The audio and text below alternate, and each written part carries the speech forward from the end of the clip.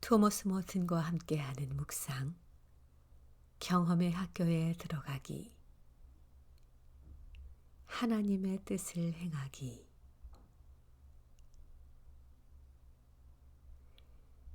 주님은 제사나 예물도 기뻐하지 아니합니다. 번제나 속죄제도 원하지 않습니다.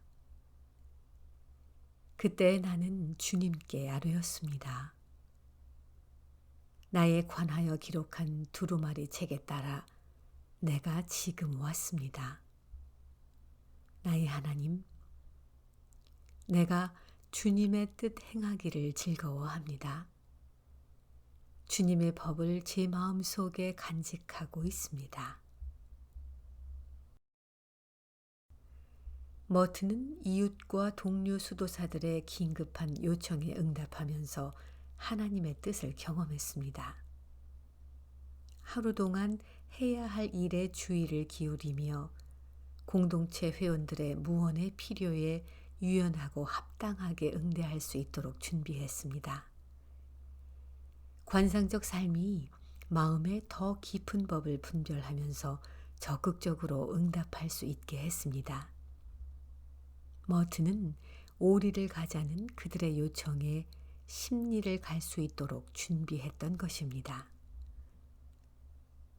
시간을 내어 주의를 기울이며 이웃의 말없는 요구를 따를 때, 가까운 이들에게 긍휼과 공평함으로 응답할 때, 내 몸과 같이 이웃을 사랑하라는 가르침에 따라 행동할 때, 우리를 향한 하나님의 뜻이 무엇인지 발견하게 됩니다.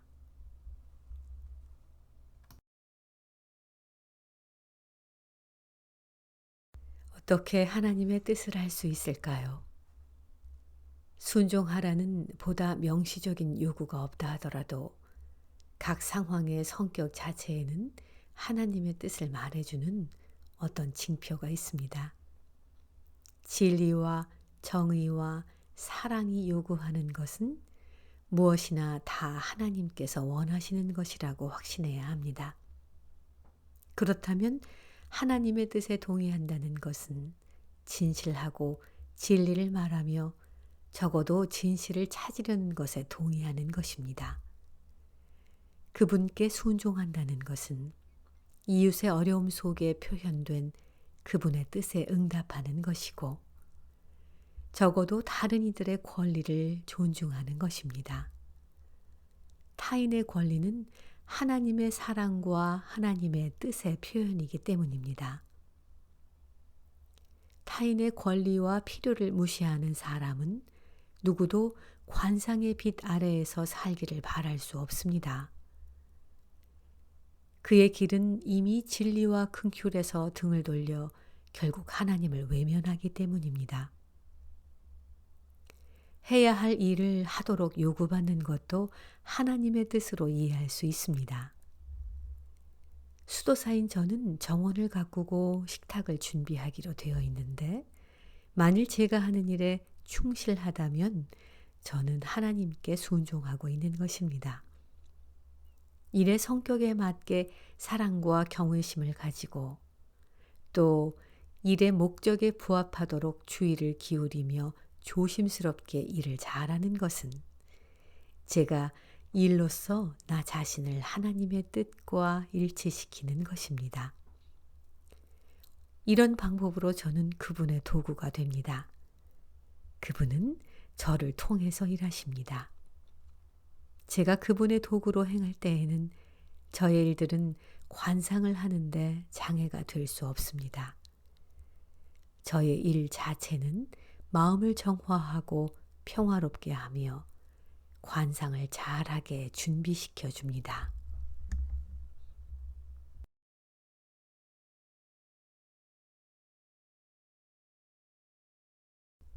많은 사람들은 하나님의 뜻이 마치 10톤이 넘는 코끼리가 머리 위에 걸려 있어서 그들에게 당장이라도 떨어지는 것처럼 생각합니다. 사실 뜻이라고 번역한 단어는 갈망을 의미하는 히브리 말과 그리스 말에서 왔습니다. 그것은 연인들이 서로를 향해 가지는 그 갈망입니다. 정신만의 또는 마음만의 갈망이 아니고 전 존재의 갈망입니다. 하나님의 뜻은 우리를 당신과 하나 되는 길을 가도록 설득하는 역동적이고 인격적인 사랑입니다. 여행을 떠나는 길처럼 목적지로 갈 수 있게 하는 여러 가지 길이 있습니다. 어떤 길은 더 좋고 어떤 길은 목적지에서 벗어나게 할 것입니다. 그래서 신학자인 존 라이트가 말하길 하나님의 뜻을 알고자 드리는 기도는 자기 앞에 열려 있는 선택에 대한 통찰력을 갖게 해달라는 기도입니다.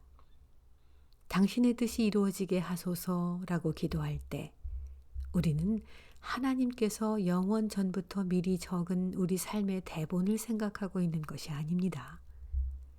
오히려 자신이 해야 할 선택들을 위해 기도하고 있는 것입니다. 이러한 선택들이 하나님과의 연합으로 이어진다면 그것은 모든 창조물을 하나 되게 하려는 하나님의 계획과 함께 갑니다. 이 길 혹은 저 길을 선택하든 나는 하나님의 뜻을 행하고 성령님의 인도를 따라가고 있는 것입니다.